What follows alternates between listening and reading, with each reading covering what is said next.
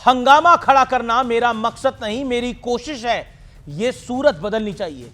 दुष्यंत कुमार आज अगर जिंदा होते तो उन्हें अपनी इस मशहूर गजल की पंक्तियों में पूर्ण परिवर्तन करना पड़ जाता, क्योंकि आज के दौर की सियासत में ये पंक्तियां कुछ इस तरह होनी चाहिए। हंगामा खड़ा करना ही मेरा मकसद है, मेरी कोशिश नहीं, ये सूरत बदलनी चाहिए। सबसे पहले 3 बयान सुनिए। इन्हें सुनकर आपको गोल पोस्ट शिफ्ट करने वाली कहावत का सजीव उदाहरण देखने और सुनने को मिल जाएगा। Amit Shah does not have the courage, guts नहीं है उसमें कि वो पार्लियामेंट में आके हमारे सामने खड़ा हो जाए। 3 बजे से लेकर कल 3 बजे तक सभी प्रकार की चर्चा के लिए हम तैयार हैं। मैं सदन में ही बैठूंगा, सबको सुनूंगा और सब चीजों का जवाब दूंगा। We're not interested in him giving us a lecture or a discussion. हमें नहीं सुनना भाषण, फिर क्यों संसद का पूरा सत्र बर्बाद कर दिया गया? फिर क्यों हर रोज सुबह सुबह मकर द्वार पर गदर काटा जाता रहा? फिर क्यों टैक्स पेयर के पैसों को आग लगाई जाती रही? राहुल गांधी की बात पर ध्यान दीजिए। वो कह रहे हैं कि हमें अमित शाह का लेक्चर नहीं सुनना। छात्रों पर गोली किसने चलाई? स्टूडेंट्स को पीटने का आदेश किसने दिया? क्या अमित शाह ने वो आदेश दिए थे? अमित शाह 20 दिन से गायब थे, उनके अंदर सदन में आने की हिम्मत नहीं। क्या राहुल गांधी चाहते हैं कि अमित शाह सिर्फ उतना बोले जितना वो यानी राहुल गांधी और कांग्रेस उन्हें बोलने देना चाहती है? ये कैसा लोकतंत्र है जी?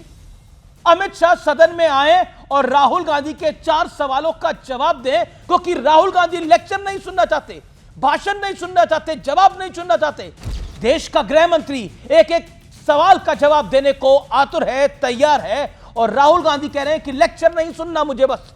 विपक्ष की भी तो यही मांग थी। हालांकि राहुल गांधी की बात सुनकर आश्चर्य नहीं होना चाहिए। लंबे वक्त तक उनके सामने लोग उतना ही बोले जितना उनका टॉक टाइम रिचार्ज किया गया। कहीं अमित शाह को घेरने के पीछे की वजह भी तो यह नहीं है, क्योंकि अमित शाह तर्कों, तथ्यों, पुख्ता दावों और पक्के वादों के साथ सदन में बोलते आए हैं। उनके सामने तमाम राजा रानी पैदल दिखाई देते हैं। अमित शाह का भाषण वाकई बहुत सटीक होता है। अमित शाह का यह दबंग एटीट्यूड सियासी रजवाड़े कैसे बर्दाश्त कर पाएंगे? विपक्ष कहता है कि देश को जानने का अधिकार है। बिल्कुल है जी।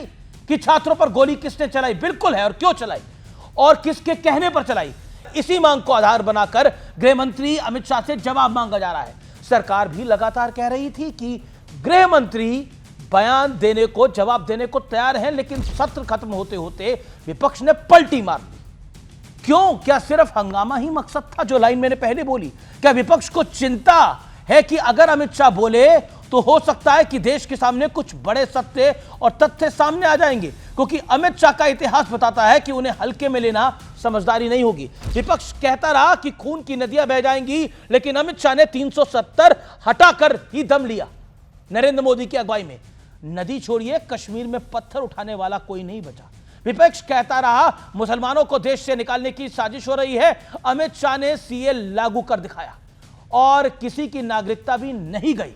विपक्ष कहता रहा नक्सली देश से कभी खत्म नहीं हो सकते। अमित शाह ने करके दिखाया। नक्सलबाड़ी अब इतिहास हो चुकी है। बीजेपी का आरोप है कि जिन पार्टियों का पूरा करियर लटकाने, अटकाने और भटकाने वाली सियासत पर टिका रहा, उन्हें अमित शाह की रफ्तार और विल पावर सफोकेशन जैसी लगती होगी। इसलिए तरीका पुराना है, बस पैकेजिंग थोड़ी नई करने की कोशिश की गई है। जब हरा ना सको तो बदनाम कर दो। हालांकि पैकेजिंग और स्ट्रैटेजी की पोल सत्र खत्म होते होते राहुल गांधी ने खुद ही खोल दी।